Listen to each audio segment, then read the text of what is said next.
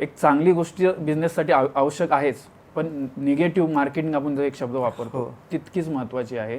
जो सेल आमचा साधारण आम्ही स्टार्टिंग लेवलला आम्ही जो सुरुवात केला ब्रँड किंवा एक दुकान चालू केल्यानंतर 2,000-2,500 कप किंवा 3,000पर्यंत आम्ही जात होतो त्या. बरं, ह्या सगळ्या गोष्टींमुळे आमचा ब्रँड चांगलाच अजून पुढे नावाज रुपायला आला. कारण का, आम्हाला मराठी लोकांचा खूप साथ भेटला.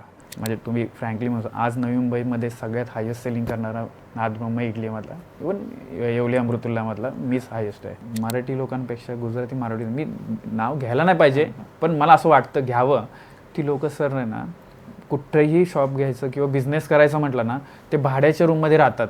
हो, मी खूप ऑब्झर्व केलं आहे, भाड्याच्या रूममध्ये राहतात पण सर बिझनेस करतात सर.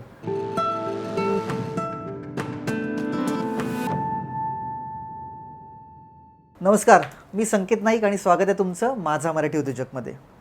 आपण स्वतःचा जेव्हा ब्रँड बनवायचा असेल ना, त्याच्यामागे भरपूर मेहनत आहे. R&D आहे, मार्केटिंग आहे, प्रोडक्ट कुठला करायचा, किती करायचे, खूप अभ्यास आहे. बरं, मग ह्याचा सोपा पर्याय काय, तर फ्रँचायझी घेणं. एखाद्या एक्झिस्टिंग ब्रँडची फ्रँचायझी घ्यायची आणि तो एक व्यवसाय म्हणून आपण चालवायचा. आणि हेच आजच्या पॉडकास्टमध्ये आपल्या गेस्टकडनं आपण ऐकलं आहे. बरं, पण फ्रँचायझी घेतली म्हणजे काम झालं का? नाही. फ्रँचायझी घेतल्यानंतर पण बरीच मेहनत करायला लागते. खूप काय वेगळ्या प्रकारच्या काळजी घ्यायला लागते. ती काय, किती मेहनत घ्यायला लागते, पण फ्रँचायझीचे फायदे कसे आहेत हे आजच्या पॉडकास्टमध्ये आपण जाणून घेतलं आहे. आजचे आपले गेस्ट आहेत Suhas Gosavi, owner of multiple franchises.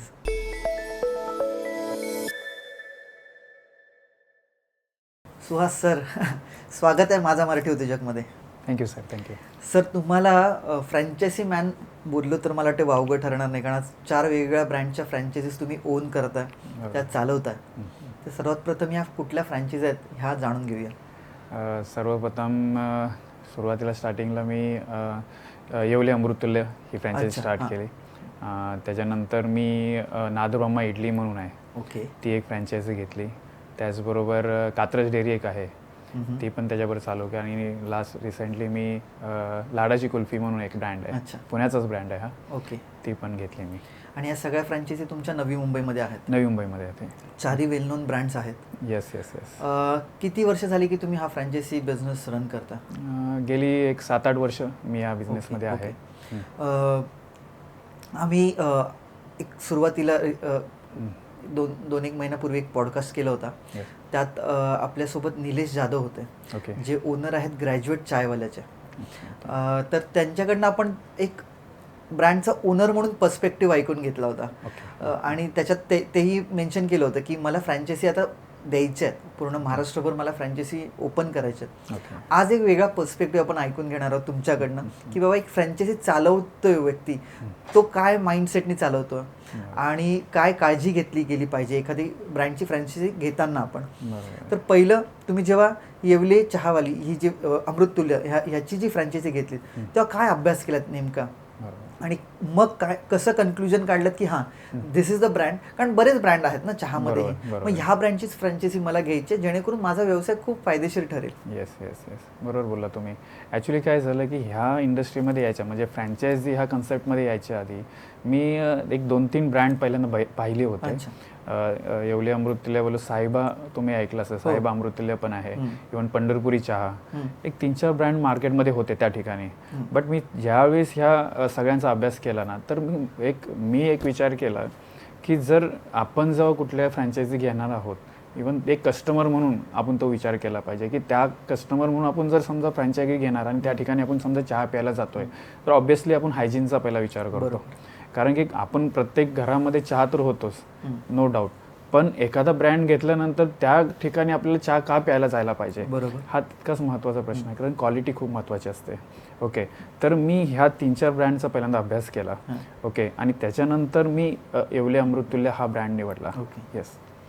आता तुम्ही जे क्वालिटीचं म्हणालात, येस येस, मला वाटतं काही महिन्यापूर्वी फार मागे न जाता येवले अमृततुल्य ह्या ब्रँडबद्दल पण कॉन्ट्रोवर्सीज झाली होती. काही एक पदार्थ आहे त्यांच्या, मला वाटते पावडरमध्ये असं म्हटलं गेलं, बरोबर, जेणेकरून तुमच्या शरीराला ते चांगला नाहीये पदार्थ. तर ह्याच्या मागचा फार काही माझा अभ्यास नाहीये, पण असं मार्केटमध्ये कॉन्ट्रोवर्सी झाली होती, ज्यांनी बऱ्यापैकी हॅम्पर झाला होता ब्रँड मी म्हणेन. Yes, तर yes, तो yes. काय किस्सा होता आणि त्याच्यामुळे तुमची, कारण you own the same franchise right, नक्कीच, मग तुमच्या व्यवसायाला किती फटका बसला त्याच्यामुळे? बघा कसं असतं माहिती आहे का, पहिल्यांदा एक ब्रँड म्हटला, त्या ब्रँडच्या मागे नुसतं ब्रँड बघितलं जात नाही. ठीक आहे, नाव आहे नो डाऊट, पण त्याच्यामागे त्याची मेहनत पण तितकीच महत्त्वाची आहे. बरोबर आहे. कारण की ह्या जेव्हा ब्रँड मी बघितला तर ह्या ब्रँडच्या बॅकग्राऊंड किंवा त्याचा इतिहास बघायला गेला तर हा इतिहास खूप 30 किंवा 40 वर्षापूर्वीचा आहे. बरोबर. त्यांची मेहनत त्या ब्रँडमध्ये होती, कारण की तो ब्रँड एक सर्टन लेवलनंतर मोठा झाला किंवा त्याचं नाव झालं, हा नंतरची गोष्ट आहे. ओके, बट कसं असतं, एखादा ब्रँड वरती येतोय, नावं असतोय, तर नक्कीच बघा कुठलाही ब्रँड आला की त्याला नावं ठेवायला किंवा त्याला काहीतरी चुकीचं काहीतरी शोधायला माणसं बघितलेलं असतात. म्हणजे चांगल्या गोष्टीला पण नावच ठेवतात, वाईट त्याला वाईट बोलतातच, पण चांगल्या गोष्टीला पण माणसं नावच ठेवतात. त्या सर्टन पिरियडमध्ये मला साधारण वाटतं की 2-3 वर्ष झालं होतं म्हणजे फ्रँचायझी घेऊन, तर अशा काही गोष्टी मार्केटमध्ये यायला की एवढे अमृततुल्यमुळे ते शरीरासाठी घातक आहे. त्याच्यामध्ये एक पदार्थ, त्याचं नाव मी मेन्शन करते, की त्याच्यामध्ये मला वाटतं की मॅलाटाईन जो हा पदार्थ होता, येस, तर तो पदार्थ आहे किंवा त्यांनी आपल्या शरीरासाठी हानिकारक आहे अशा पद्धतीने मध्ये माहिती अशी बाहेर येत होती. पण तुम्हाला खरं सांगू का, तुम्ही एक ब्रँडचा विचार करताय, चहाचा विचार करताय, ओके, मार्केटमध्ये असे भरपूर पदार्थ आहेत की त्यांनी आपल्या शरीरासाठी हानी पोचवू शकते आणि पोचते सुद्धा. तर आपण दारूची गोष्ट घेतो, प्रत्येक वेळेस तुम्ही जर अभ्यास केला ना तर दर महिन्याला सर्टन लेवलला माणसं त्या दारू पिल्यामुळे मेलेली आहेत. हो ना. बरं, तुम्ही एक माणूस असा मला दाखवा की चहा पिल्यामुळे मेलाय? नाही. म्हणजे कसं होतं माहिती आहे का, एखादा ब्रँड, आणि ते पण मराठी ब्रँड पुढे येतोय तर हा कुठेतरी कुणाच्या पोटात दुखण्यासारखा विषय होतो आणि त्याच्यामुळे ह्या चुकीच्या गोष्टी मार्केटमध्ये फिरतात. पण तुम्हाला खरं सांगू का, ह्या गोष्टी झाल्या आमच्यासाठी खूप चांगल्या झाल्या. कारण बोलतात ना, एक चांगली गोष्ट बिझनेससाठी आवश्यक आहेच, पण निगेटिव्ह मार्केटिंग आपण जो एक शब्द वापरतो तितकीच महत्त्वाची आहे. जो सेल आमचा साधारण आम्ही स्टार्टिंग लेवलला जो सुरुवात केला ब्रँड किंवा एक दुकान चालू केल्यानंतर 2,000-2,500 कप किंवा 3,000 आम्ही जात होतो त्या. बरं, ह्या सगळ्या गोष्टींमुळे आमचा ब्रँड चांगलाच अजून पुढे नावाज रुपायला आला. कारण का, आम्हाला मराठी लोकांचा खूप साथ भेटला की तुम्ही कुठल्याही गोष्टीवर लक्ष देऊ नका, आम्ही चहा पिला. आणि माझ्याकडे अशी उदाहरणं आहेत, कस्टमर्स आहेत की दिवसाला 4 ते 5 वेळा चहा पितात. बरं, बोलले ते आम्हाला पितात, आम्हाला काय होत नाहीये, आणि आम्ही आता नाही, गेली 3 वर्ष पितोय ना. 3 वर्षात असा कुठलाच किस्सा आमच्याबरोबर झाला नाही. बरं, ॲसिडिटी पण नाही झाली. बोला. बरोबर. मग तुम्ही अशा कुठल्या गोष्टी म्हणून का विश्वास ठेवताय? आणि दुसरी गोष्ट, मी सिरियसली बोलतोय, मी मराठी लोकांचा खूप आणि थँक्स बोलेल त्या बाबतीत की त्या सिच्युएशनमध्ये आम्हाला त्यांची खूप साथ लाभली. येस, मराठी माणूस पाय खेचतो ही म्हण ऐकली होती. Yes yes yes yes. पण नाही, खरंच मी पण आता इतक्या उद्योजकांबरोबर पॉडकास्ट करतो. आपला मागचाही पॉडकास्ट आपण बघितला असेल. मराठी माणूस आज एकामेकाला हात देऊन वरती खेचायचा पण प्रयत्न करतो. कारण कुठेतरी आता जाणीव झाली आहे की आपण जर एकत्र नाही आलो आणि एकामेकासोबत उभे नाही राहिलो तर मराठी माणूस हा नाहीसा होईल. नक्कीच नक्कीच. आणि तुम्ही जे म्हणालात ना की मराठी माणसांनी सपोर्ट केला वगैरे, आताच नुकतं 1-2-3 आठवड्यापूर्वी मराठी कोर्टाने निकाल लावला की महाराष्ट्रात व्यवसाय जर करता तर तुमच्या दुकानाच्या बाहेर असेल, तुमच्या कुठल्या बिझनेस प्लेसच्या बाहेर पाट्या ह्या मराठीत लागल्या गेल्या पाहिजेत. आणि जो खूप छान निर्णय होता मी म्हणेन. कारण अर्थात तुम्ही जर महाराष्ट्रात बिझनेस करताय तर मराठीची लाज नको वाटेल तुम्हाला. आणि येणारा जो कोण पर्यटक पण आहे त्याला कळू दे ना पाट्या वाचल्यावर की मी महाराष्ट्रात उभा आहे, महाराष्ट्राच्या भूमीवर उभा आहे. नक्कीच नक्कीच. पण हे सगळं करत असताना कुठेतरी असंही वाटतं की पाट्या नुसत्या मराठी होऊन उपयोग नाही. जी दुकानं आहेत, जो व्यवसाय त्याचा जो मालक आहे आत बसल्या, तोही मराठी असला पाहिजे. तुमचं काय मत आहे? नक्कीच नक्कीच बोलता सर. ॲक्च्युली काय माहिती आहे का, आधीपासून आपल्या मराठी माणसांच्या एक माइंडमध्ये एक ठरलेलं आहे की नोकरी करणं म्हणजे एक बोलतात ना, म्हणजे प्रत्येक ठिकाणी, इवन आपल्या कुठल्या घरातल्या मुलाचं लग्न जरी करायचं म्हटलं किंवा एखादी मुलगी जर कुठे द्यायची म्हटली ना, तर नोकरी असलेला व्यक्तीच बघतो. कारण काय माहिती आहे का, सिक्युरिटी ही तितकीच महत्त्वाची असते. कारण शेवटी कसं आहे की नोकरी म्हटलं की आपण महिन्यावर एक जॉब करतो आणि त्या ठिकाणी आपल्या महिन्याच्या गाठी आपल्याला पगार पगार येत असतो. बरोबर आहे. बिझनेसमध्ये कसं असतं माहिती आहे, तुम्हाला प्रत्येक दिवशी चॅलेंजेस आहेत. इवन तुमचा बिझनेस कशा पद्धतीचा आहे ते पण खूप महत्त्वाचं आहे. आता तुम्ही तुम्ही विचार केला की येवले अमृतीचा म्हटलं विचार केला तर स्टार्टिंग लेवलला तुम्ही म्हटलं की सकाळी 5 वाजतापासून उठायला लागतं आम्हाला. ओके. मग त्याचबरोबर तुमचं मटेरियल, आम्हाला चहा बनवण्यासाठी तुम्हाला माहिती आहे पहिल्यांदा दूध लागतं. तर 5-5:30ला ती गाडी तिथे येते, ते आम्हाला खाली उतरून घ्यावी लागते. पण तितकंच म्हणायचं म्हटलं तर तुम्हाला मॅनपॉवर, कारण एक दुकान चालवायचं आहे म्हटल्यावर तुम्हाला त्याच्या मागे आपण एकटाच मग गल्ल्यावर बसलो ना आपण शेट म्हणून त्या ठिकाणी वावरलो ना तर तुमचं दुकान कधी चालणार नाही. तुम्हाला तुमच्या वर्कर लोकांची, कामगारांची खूप गरज लागते.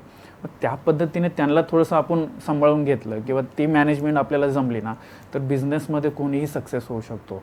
तोच खूप महत्त्वाचा पॉईंट आहे की मॅनपॉवर असं आहे. तुमच्या या फ्रँचायसीज कुठे आहेत? कारण लोकेशन खूप मॅटर करते ह्या गोष्टी. चहाची टपरी असेल, ज्याला आपण पहिले टपरी बोला, आता बाबा फ्रँचायसी घेतल्यानंतर आपण गाळ्यात जातो, पण जे काय व्यवसायाचं ठिकाण आहे ना तो खूप महत्वाचा आहे. बरोबर. तुमच्या ज्या 4 फ्रँचायसीज आहेत ह्या नेमक्या नवी मुंबईत कुठे आहेत? त्याचा कसा फायदा होतो तुम्हाला, की जर तोटा असेल तर बाबा तोटा? नक्की. ऍक्च्युली काय माहिती आहे का सर, तुम्ही बघितलं तर येवले अमृततुल्यच्या बऱ्यापैकी शाखा मुंबईमध्ये आहेत.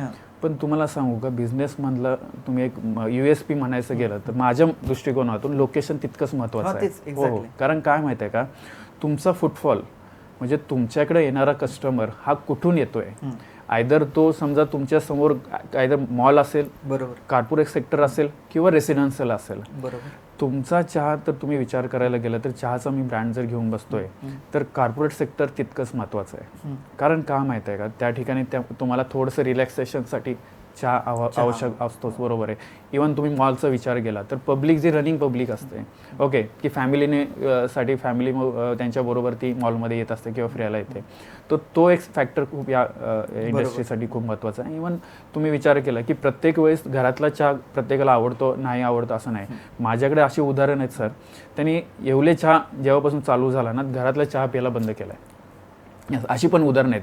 आणि असं पण मी बघितलं सर, सकाळी 5 वाजता आमचं शॉप जेव्हा चालू होतं ना, जोपर्यंत शेवटी सकाळी शॉप शटर ओपन केल्यानंतर पटकन सगळी प्रोसिजर होत नाही.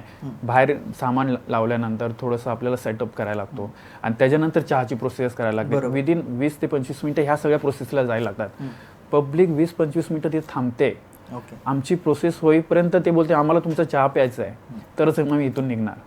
मग इतका कॉन्फिडन्स आणि इतका ठाम विश्वास या कस्टमरांनी आम्हाला दिला आणि त्या जोरावर आम्ही त्या हळूहळू या बिझनेसमध्ये चांगल्या लेवलला पोचलेलो आहे सर.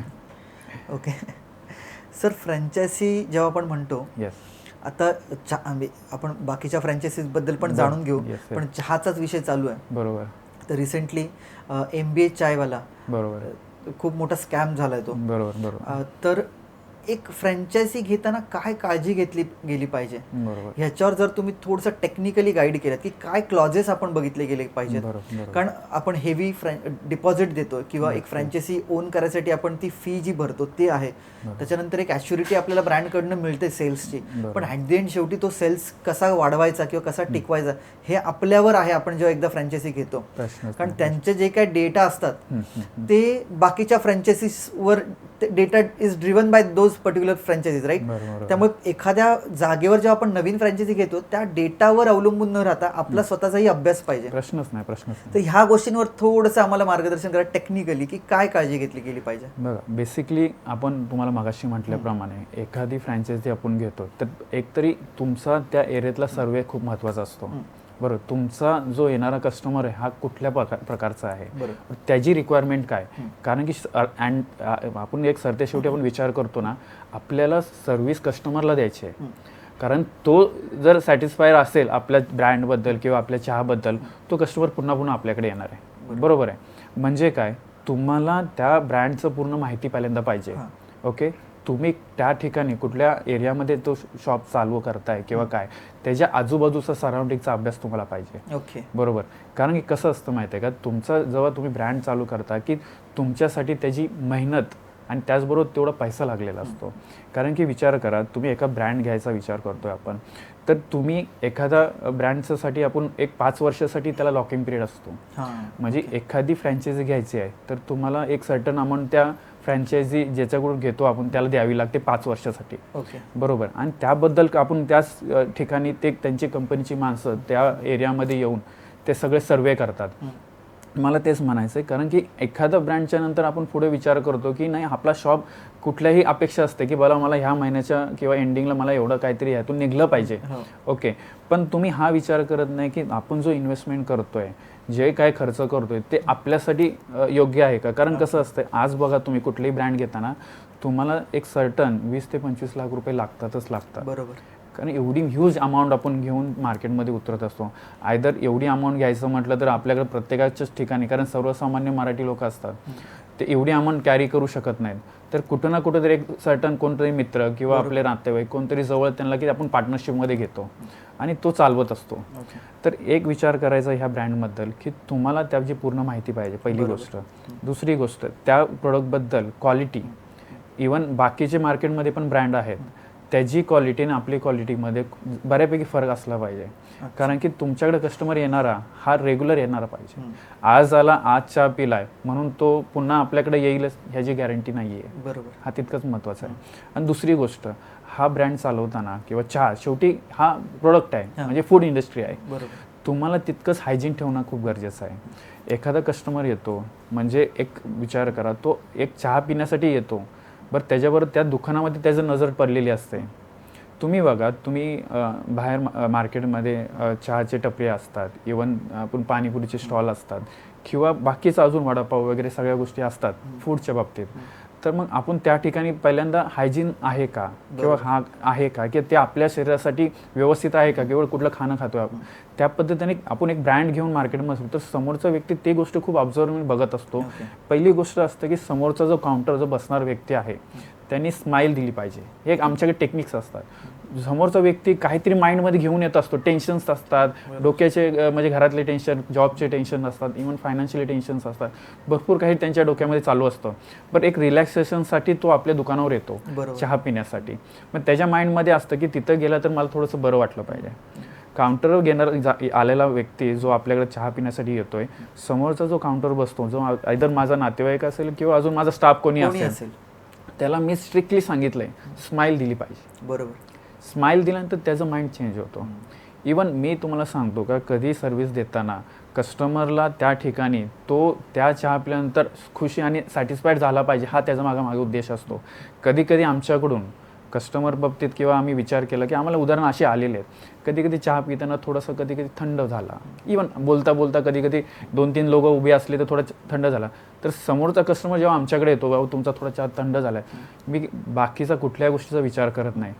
माझ्या स्टाफला सांगितलेलं आहे, तसं इन्स्ट्रक्शनच दिलेले आहेत, त्याची काही असेल त्याची अडचण असेल ती दूर करा पहिल्यांदा.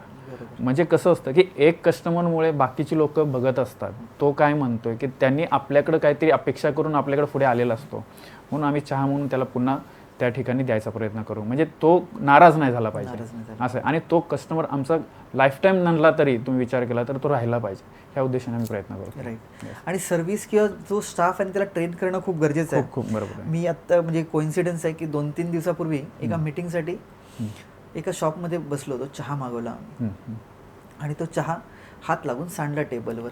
पण आम्ही डिस्कशनमध्ये बिझी होतो, त्यामुळे आम्ही म्हटलं की ठीक आहे, सांडला नवीन चहा घ्यायला गेलो नाही, कारण महत्त्वाचं थोडंसं डिस्कशन चालू होतं. तर त्याचा एक तो स्टाफ होता, तो टेबल पुसायला आला आणि त्यांनी बघितलं चहा सांडलाय. पण तो इतका हुशार होता की त्यांनी चहा सांडलाय का असं नाही विचारलं, त्यांनी विचारलं कारण कप जे होतं ते पेपर कप होतं, कप लिकेज होता का. म्हणजे त्यांनी आपली चुकी नाही दाखवली, कप लिकेज होता का. म्हटलं नाही, कप लिकेज नव्हता दादा, चहा सांडला आमचा हात लागून, काही हरकत नाही. तो काहीच बोलला नाही. 2 मिनिटांनी तो चहा घेऊन आला. म्हणजे आम्ही त्याला काही पैसे नाही पे केले किंवा सांगितलंही नव्हतं.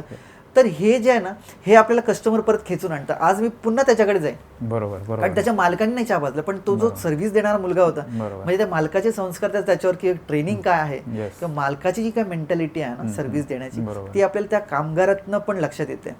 तर मला वाटतं हे पण खूप छोट्या छोट्या गोष्टी आहेत, पण ह्याची काळजी जरी घेतली तर आपला व्यवसाय वाढू शकतो. नक्कीच. आणि दुसरी गोष्ट कसं आहे, तुम्ही एक विचार केला, तुम्ही बोलला बरोबर आहे, इव्हन आत्ता आमच्या तुम्ही आजही माझ्या आत्ता शॉपवर आला, मी असून नसो तिथं आता शेवटी चहा म्हटलं की थोडं कुठे सांडणं किंवा ते हे सगळं होत राहतं. माझ्या शॉपमध्ये गेला सर, मी पर्टिक्युलर माझ्या शॉपबद्दल बोलतो. ओके. माझ्या शॉपमध्ये गेला, इवन कुठलाही कस्टमर आला, तुम्ही तिथे ऑब्झर्व करा, चहाचा टिपका जरी तिथं पडला ना सर, तिथं फडका आहे आमच्याकडे. ओके.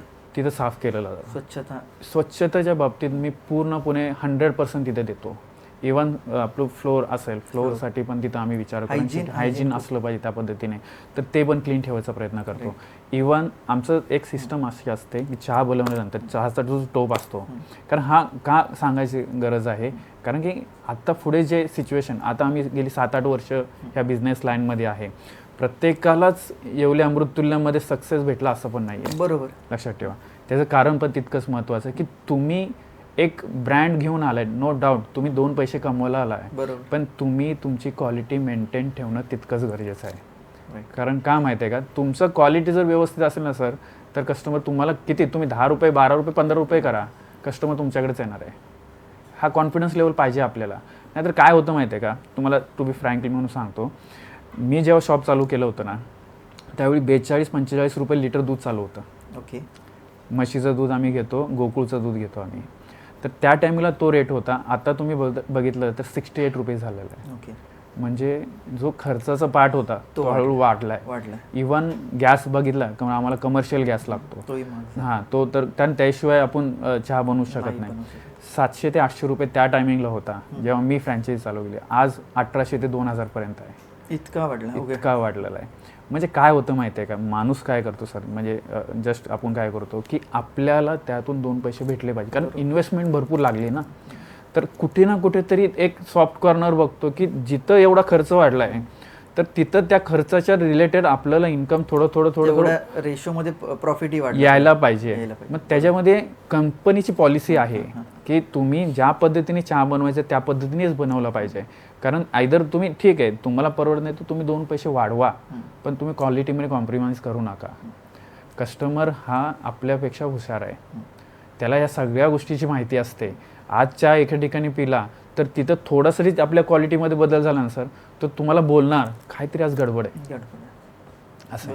तर तुम्हाला त्या परिस्थितीतून जायला सगळेजण जातात, मी नाही म्हणत नाही, सगळ्यांना त्या परिस्थितीतून जायचं आहे. आता मला सांगा, माझं तर शॉपमध्ये मी 800 रुपयाचा गॅस होता, आज 1800-2000 घेतोय मी, घेतो तर मग दुसऱ्या कुठल्या शॉपमध्ये तर ते पण घेणारच आहेत. पण इथं तुम्हाला एक सांगू का सर, मी आजही बघतो जे कस्टमर माझे आधीचे होते 7-8 वर्षापूर्वीचे जे आहे, आजही माझ्याकडे येतात. का? मी क्वालिटी मेंटेन ठेवली. राईट. म्हणजे तुम्ही फ्रँकली म्हणतो, आज नवी मुंबईमध्ये सगळ्यात हायेस्ट सेलिंग करणारा नादब्रह्म इडलीमधला, इवन येवले अमृतुल्लामधला मीच हायेस्ट आहे. किती सेल आहे तुमचा दिवस? आता साधारण तरी 40-45 हजाराचा सेल पर डेचा आहे. पर डेचा? येस. आणि ह्या लॉकडाऊनच्या आधीपासून माझं शॉप चालू होतं तसं बघायला गेलं तर. पण तुम्हाला सांगायचं एक म्हणजे आनंदाची गोष्ट अशी होती की त्या बिझनेसवर, कारण लॉकडाऊनच्या आधी मी साधारण 6000 ते 6500 कप्स ह्या माझ्या शॉपवर, जे तुम्ही शिवूरच्या मॉलच्या समोर जो शॉप आहे त्या ठिकाणी मी सेलिंग केलेली आहे. एका दिवसात एका टायमिंगला 18 स्टाफ त्या ठिकाणी असायचा. ओके. एवढ्या चांगल्या पद्धतीने मी शॉप रन केलेले आहेत असं आहे. आणि त्याची पोचपावती म्हणून येवले अमृततुल्य जे मेन डायरेक्टर आहेत गणेश येवले म्हणून, तर त्यांनी मला कॉन्फिडन्स दिला त्या टायमिंगला की सुहास, तू ज्या पद्धतीने फ्रँचायझी रन करतोयस, एवढे 18 स्टाफ मॅनेज करणं हे सोपं नाही आहे. कारण कसं असतं की बिझनेस म्हटलं तर हा स्टाफचा जो प्रॉब्लेम हा शेवटपर्यंत असतो, राहतो सगळ्या बिझनेसमध्ये आहे. येवले अमृतचे जे मेन डायरेक्टर आहेत गणेश येवले म्हणून, तर त्या ठिकाणी त्यांनी मला त्या सिच्युएशनमध्ये मला बोलले की सुहास, मी ज्या पॉलिसी आहेत येवले अमृततुल्यच्या, तुझ्यासाठी मी ते वापरणार नाही, कारण की तू तुझा रिझल्ट दिलेला आहेस. ऑब्व्हियसली कसं असतं माहिती आहे, एखादी फ्रँचायझी देते, शेवटी त्यांचं नाव लागलेलं असतं, बरोबर आहे, त्यांची क्रेडिबिलिटी असते. आणि दुसरी गोष्ट, त्या नावाला टिकवण्यासाठी ते पण मेहनत घेत असतात की त्या नावाला धक्का नाही लागला पाहिजे. ज्या पद्धतीने मी बिझनेस केला, मी ज्या पद्धतीने शॉप रन केलंय, त्यांनी मला एवढा म्हणजे सपोर्ट केला की त्यांनी हे शब्द दिला की तू मुंबईमध्ये कुठेही शॉप चालू कर, विदाऊट, कसं असतं सर्वे असतो ना, विदाऊट आमचा स्टाफ तिथं न जाता तुला मी तिथं, तू फक्त जागा दाखव, तिथं तुला मी शॉप देतो. आणि त्या अनुषंगाने आम्ही सेकंड शॉप जे येवले अमृततुल्यचं दादर ठिकाणी इंडिया बुल्सच्या समोर खाऊ गल्ली आहे, टिळक भवनच्या समोर, तिथं आम्ही सेकंड शॉप, तुमचे 2 शॉप आहेत येवले अमृततुल्यचे 2 शॉप आहेत आपले सर. असं आहे. एकंदरीत फ्रँचायझी मॉडेल जे आहे तुम्हाला खूप छान जमलंय, ते गणित एकाधिक 1-2 झाले सर. मग त्या म्हणजे मला असं सांगा की आता आपल्या जेव्हा आपण पॉडकास्ट पण होतात आपले, मी बरेच उद्योजकांबरोबर बोलतो, असं म्हटलं जातं ना की व्यवसायात यायचं असेल तर डायरेक्टली मॅन्युफॅक्चरिंगमध्ये नका पडू. आपल्या पण एका पॉडकास्टमध्ये म्हणजे ओराक्युरा हा ब्रँड आहे, त्या सरांबरोबर आपला पॉडकास्ट झाला, तोही नक्की बघा, ऑडियन्सलाही सांगेन तो बघा. सर ट्रेडिंगमध्ये आहेत इलेक्ट्रिक ब्रशेसचं, आणि आज पॅन इंडिया लेवलला खूप मोठं नाव आहे ओराक्युरा ह्या ब्रँडचं. तेही पण खूप छान सांगितलं की पहिले ट्रेडिंगमध्ये या तुम्ही, व्हाईट लेबलिंग करून माल विका, तुम्हाला एकदा मार्केट कळला, जम बसला, तुमचा स्वतःचा एक ऑडियन्स झाला ना की मग ते प्रोडक्ट मॅन्युफॅक्चरिंग करायला घ्या. मला वाटते फ्रँचायझी घेणं इज ऑल्सो थोडंसं मोरलेस सेमच राहील. तर मग तुम्हाला काय वाटतं की म्हणजे स्वतःचा व्यवसाय चालू करणं सोपं आहे आणि त्याच्यात मजा आहे, की फ्रँचायझी घेऊन तो जो ब्रँडची एखाद्या फ्रँचायझी घेतली तो व्यवसाय किंवा ती फ्रँचायझीचं जे काय मॉडेल आहे ते चालवणं, कुठलं जास्त सोपं आहे किंवा त्याच्यात काय बेनिफिट आहेत आणि काय लॉस आहे? बरोबर. ॲक्च्युली काय माहिती आहे का सर, आता एखादा ब्रँड तयार करणं म्हणजे ही सोपी गोष्ट नाही पहिली गोष्ट. कारण की त्याच्यामध्ये कसं आहे की तुम्हाला त्याच्यामध्ये नवीन व्हरायटीज आणायच्या असतात. एकच प्रोडक्ट घेऊन तुम्ही मार्केटमध्ये उतराल तर ते शक्य नाही आहे. ओके, तर एक प्रोडक्ट बरोबर तुम्हाला बऱ्यापैकी प्रोडक्ट त्याच्या रिलेटेड तुम्हाला घेऊन यावे लागतात. आणि इवन तुम्हाला एखादे प्रोडक्ट हा तुम्हाला आवडते, नो डाऊट, हा मार्केटमध्ये प्रत्येकाला आवडलाच पाहिजे असं नाही आहे. तर त्याच्यासाठी ते टेस्टिंग, त्याला R&D पद्धत म्हणतो आपण, ती R&D करणं तितकंच महत्त्वाचं आहे. R&D केल्यानंतर तुम्हाला म्हणजे बघा कसं आहे, आपण एक टार्गेट ठेवून चालतो कुठलाही बिझनेस असताना, की तुम्हाला माहिती आहे की ह्या प्रोडक्टचा एक पुढच्या 4 वर्षात, पुढच्या 5 वर्षात काहीतरी टार्गेट ठेवून चाललो असतो आपण. तर त्या पद्धतीने आपल्याला हा प्रोडक्ट किंवा हे ब्रँड पुढे घेऊन जायचा असतो. तर त्यासाठी तितकीच मेहनत घ्यावी लागते, आणि हा मेहनतीचा पिरियड असतो तो साधारण मी ऐकलंय 5 ते 10 वर्षासाठी जातोच. बरं, तेवढा पेशन्स पाहिजे आपल्याकडे की R&D, एक प्रोडक्ट घेतो, तयार करतो, त्याची टेस्टिंग करतो, ते व्यवस्थित होय काय, पुन्हा त्यामध्ये पुन्हा अजून काही चेंजेस करायचे असेल, त्याच्यामध्ये बदल करायचे असेल, ते पुन्हा करायला लागते, पुन्हा R&D करायला लागते. ह्या प्रोसेस खूप लेंदी आहे सर. राईट. त्या पद्धतीने विचार केला तर.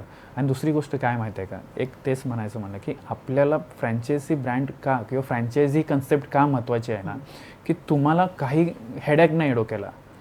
तुम्हाला कंपनीकडून किंवा जो ब्रँड असेल तुम्ही घेताय त्या ब्रँडकडून त्यांचं मटेरियल दर आठवड्याला तुमच्या दुकानापर्यंत पोहोचतं. बरोबर. त्यांनी जी R&D केले, त्यांनी जे प्रोडक्ट केलेले आहेत, तुम्हाला त्या सिस्टमनेच जायचं आहे. बाहेरचं तुम्हाला काही घ्यायचं नाही. इवन सिंगल पाण्याची बॉटल असले तरी त्या ब्रँडचंच घ्यायचं आहे. बरोबर. इतकं सगळे त्यांचे नियम्स आहेत, कारण का ते ब्रँडला तेवढं जपतात. ओके, म्हणून तुम्हाला डिपेंड करतो शेवटी कसं असतं की तुमचा अनुभव तितकाच महत्त्वाचा आहे. तुम्ही आज उठला आणि लगेच तुम्ही एखादी ब्रँड टाकाय ते शक्य नाही आहे. तुम्हाला मार्केटचा अभ्यास केला पाहिजे. मार्केटमध्ये काय पाहिजे आणि कुठल्या गोष्टीची बूम आहे त्याचा पण अभ्यास करणं तितकंच महत्त्वाचं आहे. आपण मार्केटमध्ये येतो आणि इवन कुठलेही ब्रँड बघा, त्यांनी ती वेळ, तेवढी टाईम, तेवढा काळ तो घातलेला आहे आणि त्यानंतर कुठेतरी हा ब्रँड उभा झालेला आहे. ओके, तर मग मी हा कन्सेप्ट विचार केल्यानंतर किंवा फ्रँचायझी लाईनमध्ये यायचा तो विचार केल्यानंतर मला कसं आहे की मी एक जॉब स्टार्टिंगला करत होतो आणि जॉब करता करता मला काहीतरी पार्ट टाईम म्हणून हवं होतं. पण त्यानंतर मी जेव्हा ह्या कन्सेप्टमध्ये आलो, इवन इन्व्हॉल्व झालो, मला हा कन्सेप्ट खूप छान आवडला. आणि मला ज्या पद्धतीने तुम्ही म्हटलं की लोकेशन मी विचार केला, आज तुम्ही विचार केला, तुम्ही शेवटच्या मॉलच्या समोर जो शॉप आहे त्याचं लोकेशन बघा, इवन दादरचं माझं शॉप आहे त्याचं लोकेशन बघा, इवन नंतरचं अजून एक ब्रँड मी तुम्हाला नाव घेतलं मागाशी, नादुरम्मा इडली, बरोबर, तो पण त्या शॉपचं पण लोकेशन बघा. माझं 80% काम सर तिथंच होतं, लोकेशनवरच होतं. तुम्ही लोकेशनवरच अभ्यास करा, पहिली गोष्ट मी सांगेल, जर फ्रँचायझीमध्ये तुम्ही घ्यायची असेल तर. कारण लोकेशनसाठी तुम्ही बघा, तुम्ही पैसा टाकणार आहे, प्रत्येक शॉपचा कोणीही ओनर असो फ्रँचायझी, तुम्हाला जेवढेच पैसे द्यायला लागणार आहे, प्रत्येकाला तुम्हाला तेवढेच पैसे द्यायचे, बरोबर आहे. मटेरियल पण त्यांच्याकडूनच घ्यायचं आहे. विषय येतो तुमचं लोकेशनचाच, कारण की तुम्हाला जो फुटफॉल येणार असतो तो कशा पद्धतीचा आहे हा त्या ब्रँडवर खूप मॅटर करत असतो. कारण कसं आहे माहिती आहे का, तुमचा प्रोडक्ट घेणारा तो व्यक्ती त्या सगळ्या गोष्टीचा अभ्यास करून आलेला असतो, 4 ठिकाणी जाऊन आलेला असतो. तुमच्याकडे येणार म्हटलं त्याला काहीतरी वेगळं पाहिजे आणि ते वेगळं देता आलं पाहिजे. इवन तुम्हाला सांगतो काय, माझ्या स्टाफमध्ये मी शिकवलेलंच आहे, कस्टमर उज्जत घालायची नाही. कारण का, कस्टमर्स हेच आपले देवता आहेत, ते आहेत तर आपलं दुकान आहे. आणि इवन स्टाफ लोकांना मी स्ट्रिक्टली सांगितलेलं आहे की मला नियम म्हणजे नियम. बरोबर. ड्रेसिंगच्या बाबतीत मी ॲज इट इज ड्रेस जो पाहिजे, प्रत्येक फ्रँचायझीचा ड्रेस वेगळा आहे, ड्रेस कोड आहे, तर तो पाहिजे म्हणजे पाहिजे. बरोबर. इवन नाही घातला आणि इवन मला कॅमेऱ्यात दिसलं की बाबा ह्या मुलाने किंवा ह्या व्यक्तीने समजा तो ब्रँडचा किंवा आपण टी शर्ट्स वगैरे घातले नाही किंवा ड्रेस घातले नाही, तर त्या ठिकाणी आपल्याला मी डायरेक्ट फाईन त्या ठिकाणी चार्ज करतो. ओके. टी शर्टसाठी 100 रुपये चार्ज. म्हणजे त्याच्या मागे उद्देश असं नाही की त्याच्यातून काय कमवलंय किंवा असं काय, शिस्त राहिली पाहिजे. आणि शिस्तीमुळे काय होतं सर, आपलं दुकान लॉंग टर्मसाठी खेळतो आपण. इवन कुठलाही बिझनेस म्हटलं की आपल्याला शॉर्ट टर्मसाठी विचार नाही करायचा. आज मी कमवतोय ठीक आहे, नो डाऊट, मला पुढचे 5 वर्ष तेच करायचं आहे. कारण ब्रँड तुम्ही घेऊन चाललाय, तर ह्या सगळ्या गोष्टीचा अभ्यास करणं तितकंच गरजेचं आहे. आणि पहिली गोष्ट मी हे बघा, तुम्ही कधीही शॉपमध्ये जावा, हायजीन असल्यामुळे ना, मी डोक्याला ते एक आपल्याकडे एक आपण टोपी म्हणतो आपण जस्ट त्या, तर ती प्रत्येकाला पाहिजेच. कारण कसं असतं, कस्टमर बघत असतो कशा पद्धतीने तुमचं हँडलिंग आहे, कशा पद्धतीने तुमचं हे आहे वागणूक आहे, कशा पद्धतीने तुम्ही शॉप हँडल करताय, ह्या सगळ्याकडे बारकाईने लक्ष ठेवतो. आणि माझ्याकडे त्याचे कॉम्प्लिमेंट्स येतात की सर कुठंतरी चुकतंय का बघा, कुठं काय होतंय का. पण मला जे रिव्ह्यू आलेत ना सर, ते खूप छान आलेले. आणि म्हणून आज मी मार्केटमध्ये 7-8 वर्ष झालं, 10 वर्ष झालं, तर मी अजून टिकून आहे. सुंदर सुंदर. आणि सर म्हणजे तुम्ही आता क्लॅरिटी दिलीच आहात. तुमचा अभ्यास सांगतोय की नक्कीच स्वतःचा ब्रँड चालू करण्यामागे किती मेहनत आहे, बरोबर, किती पैसा लागतो. बरोबर. आणि एक मुद्दा जो मी आणखीन एक ऍड करेन, फ्रँचायझी जेव्हा तुम्ही घेता तर तुमची मार्केटिंग कॉस्ट पण वाचते. कारण तो ब्रँड स्वतःची मार्केटिंग करतोय, तुम्हाला त्यांच्या मार्केटिंग किंवा ब्रँड व्हॅल्यूवर पैसा कमवायचा आहे, प्रश्नच नाही. बरोबर. तरी पण म्हणजे मला एक कळलं आता एवढ्या सगळ्या तुमचं सांगितलं त्याच्यातनं की फ्रँचायझी घेण्याकडे तुमचा कल आहे आणि that is an good option मी म्हणेन. न राहून हा प्रश्न येतोय की येत्या काळात स्वतःचा ब्रँड तुम्ही लॉन्च करणार का कुठल्या तरी एका वर्टिकलमध्ये, की नाही फ्रँचायझीज हा मॉडेल मला पटलाय तोच तसंच चालू ठेवणार? नाही, ॲक्च्युली कसं माहिती आहे का, तुम्ही म्हटलं ते बरोबर आहे. माझ्या माइंडमध्ये हे चाललेलं आहे, म्हणजे प्रोसेस चालूच आहे. कारण कसं होतं माहिती आहे का, एखादा ब्रँड आता शेवटी कसं असतं, आपण ब्रँड घेतो, ब्रँड घेतल्यानंतर आपण त्यांच्या पद्धतीने रूल्स अँड रेग्युलेशन त्यांचे फॉलो करायला लागतात. त्यांचा ड्रेस कोड असतो, त्यांना जे प्रोडक्ट त्यांनी दिले, त्यांचं जे मटेरियल आहे तेच यूज करायला लागतं. आणि त्यांचं कसं असतं की त्यांचं सर्टन रेशो आपण त्यांना द्यावा लागतो. आयदर तो रॉयल्टी असू द्या किंवा मटेरियलच्या बाबतीत ते काय सर्टन आपण त्यांच्या हिश्श्याचे ठेवतात, नंतर आपल्याला द्यावे लागतात. तर माझा एक विषय असा झाला की मी एवढ्या चांगल्या पद्धतीने बिझनेस रन करतोय, इव्हन एवढ्या फ्रँचायझी ॲट अ टाइम मी सगळं मॅनेज करतोय, तेवढं सगळं आपल्याकडे आहे, तर का नाही आपण स्वतःचा ब्रँड आणू.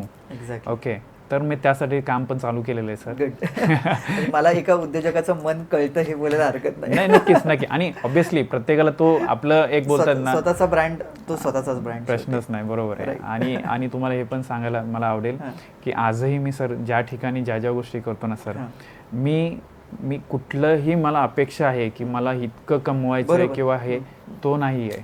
माझी मेहनत, मी पहिल्यांदा मेहनतीला प्रायोरिटी देतो. पहिल्यांदा तुम्ही मेहनत करा, बरोबर, तुम्ही फळाची अपेक्षा नंतर करा. ते तुमच्या नशिबात, तुम्ही मेहनत केलं तर तुम्हाला भेटणारच आहे, नो डाऊट, ते चुकलं नाही आहे कुठे. पण तुम्ही मेहनतीला कुठे कमी पडू नका, बरोबर, तितकंच महत्त्वाचं आहे. आणि म्हणून यशस्वी व्हायचं असेल तर मेहनत पाहिजेच. तर तुम्ही खूप छान माहिती दिलीत आणि खूप ना असं सिम्प्लिफाईड वेमध्ये सांगितलं की फ्रँचायझी बिझनेस किती महत्त्वाचा आहे किंवा त्याचे फायदे काय आहेत. स्वतःचा ब्रँड चालू करण्यापेक्षा फ्रँचायझी का घेतली गेली पाहिजे आणि काय काळजी घेतली गेली पाहिजे एखादी फ्रँचायझी घेतल्यानंतर. बरोबर आहे. तुम्ही आता पॅरलल 4 फ्रँचायझी चालवताय आणि ते पण सक्सेसफुली चालवताय. बरोबर. सो एंड नोटवर एक तुम्हाला शेवटचा असा प्रश्न किंवा रिक्वेस्ट की तुमच्या एक शैलीत मराठी तरुणाला काय संदेश द्याल? एक तर व्यवसायात काय यावं आणि फ्रँचायझी मॉडेल तुम्ही आता सगळा अनुभव घेऊन एक काय संदेश द्याल की मराठी तरुण व्यवसायात येईल? मी मराठी तरुणांना मी एकच सांगेन, नोकरी हा ठीक आहे, नो डाऊट, नोकरी केली पाहिजे. प्रत्येक घरच्यांना, आईवडिलांना वाटतं, आपलं मिडल क्लास फॅमिली आणि स्पेशली मराठी लोकांमध्ये एक न्यूनगंड मी म्हणेल असं की नोकरी केलं की माणूस खूप चांगल्या पद्धती आणि तो चांगला व्यक्ती आहे आणि त्याला रेग्युलर पेमेंट येणार आहे, फिक्स इन्कम येणार आहे आणि त्याने रिस्क घ्यायला नको. ॲक्च्युली कसं आहे, आपलं माइंडसेट बदललं पाहिजे सर. बरोबर. कारण कसं आहे की तुम्ही रिस्क घ्या, मी तर म्हणेन. आणि दुसरी गोष्ट संधी, तुम्ही संधी ओळखायला शिका. तुमच्या लाईफमध्ये तुमच्या आजूबाजूला कधी ना कधी संधी येत राहतात, ती तुम्ही कॅच करायला बघा. मी तेच केलं सर. मी माझ्या लाईफमध्ये मी प्रवाहावर चालत राहिलो, मी प्रवाहाच्या विरोधात गेलो. नो डाऊट प्रत्येक वेळेस आपण बघतो नोकरी किंवा ह्या सगळ्या गोष्टी किंवा आपण तो विचार करतो केलं पाहिजे, पण माझं तितकंच महत्त्वाचं आहे. मी नोकरी केली, पण सर मला बिझनेसमध्ये आल्यानंतर जो कॉन्फिडन्स वाढला, जो रिस्पेक्ट वाढला, आणि दुसरी गोष्ट आपण एखादी गोष्ट करतो ना त्याचं सॅटिस्फॅक्शन पाहिजे सर. बरोबर. तुम्ही एका ठिकाणी काम करताना सर तुम्ही फक्त ना तुमची फॅमिली सर्व्हाइव्ह करू शकता. हिथं तुमच्या मेहनतीवर तुम्ही एकतर जॉब तर करत आपण बघा, तुमचं नोकरी करायचा उद्देश काय आहे की तुम्हाला सिक्युअर पैसा पाहिजे थोडं. पण बिझनेसमध्ये सर, बिझनेस करताना तुमच्याबरोबर 4 लोक काम करत असतात. तुम्ही त्यांच्या फॅमिली पण तुम्ही काय ना कधी हातभार लावत असतात, त्यांची लाईफ पण घडवत असता. त्यांच्या रूपात आपल्याला त्यांचे दुवा पण भेटत असतात.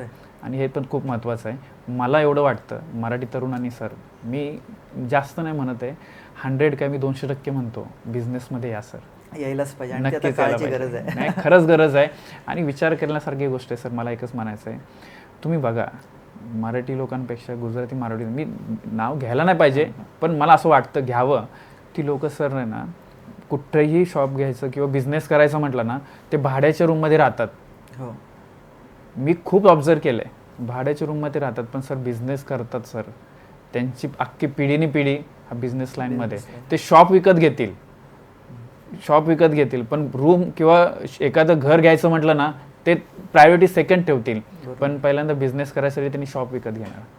मग ही टेंडन्सी, ही मेंटॅलिटी आपली पाहिजे ना, आपल्यात पण आली पाहिजे, यायला पाहिजे. म्हणून म्हणतो. आणि बिझनेस सर काही पण म्हणा, मी आजही सांगतो 8 वर्षामध्ये विचार केला ना आणि मागे वळून पाहिलं ना सर, विचार करतो मी खूप लक्की समजतो आणि मी स्वतःला मी हे समजतो की नाही यार मी खरंच मी बिझनेसमध्ये आहे. आणि त्या दृष्टिकोनाचं माझी वाटचाल चालली आणि नेक्स्ट त्या पद्धतीनेच मी पुढे वाटचाल करतोय सर. 100%. आणि पुढे पण तुम्हाला असंच भरभरून यश मिळेल. 4च्या आणखीन 10 फ्रँचायसीज वेगवेगळ्या ब्रँडच्या तुम्ही घ्याल अशी अपेक्षा करतो. आणि तुम्ही खूप छान माहिती दिलीत, वेळ दिलात, त्याच्याबद्दल तुम्हाला खरंच खूप खूप धन्यवाद. Thank you sir, thank you very much sir. मस्त पॉडकास्ट झाला. थोडा वेगळा विषय, फ्रँचायसी देणारा एक व्यक्ती आपल्याकडे आला होता मागे पॉडकास्टमध्ये. आज फ्रँचायसी घेतलेला एक व्यक्ती आपले गेस्ट म्हणून, एक उद्योजक मित्र म्हणून आपल्याला लाभले होते आणि त्यांनी खूप छान माहिती दिली. सरांनी खूप सिम्प्लिफाईड वेमध्ये सांगितलं की फ्रँचायसी घेतल्यानंतर काय काळजी घेतली गेली पाहिजे किंवा घेताना पण तुम्ही काय अभ्यास केला गेला पाहिजे. आणि त्यातले एक मेजर ॲस्पेक्ट आहे लोकेशन जर बरोबर असेल तर 80% गेम तुम्ही तिकडेच जिंकलात आणि अशा बाकीच्या गोष्टी. सो हा पॉडकास्ट तुम्हाला खूप आवडला असेल याची मला खात्री आहे आणि म्हणून हक्काने सांगतोय, हा पॉडकास्ट लाईक तुम्ही केलाच असाल, पण जास्तीत जास्त शेअर करा आणि डिजिट्रेकर्स या चॅनलला जर सबस्क्राईब केलं नसाल तर सबस्क्राईब करा. पुढचे पॉडकास्ट नक्की बघायला मिळतील, कारण सबस्क्राईब केलं तर नोटिफिकेशन येईल ना, नाहीतर मग विसरून जाल डिजिट्रेकर्स आणि माझा मराठी उद्योजकला. पुढच्या पॉडकास्टमध्ये नक्की लवकरच भेटू. तोपर्यंत तुमची रजा घेतो. Signing off Sanket Naik, CEO Digitrekkers tech solutions private limited.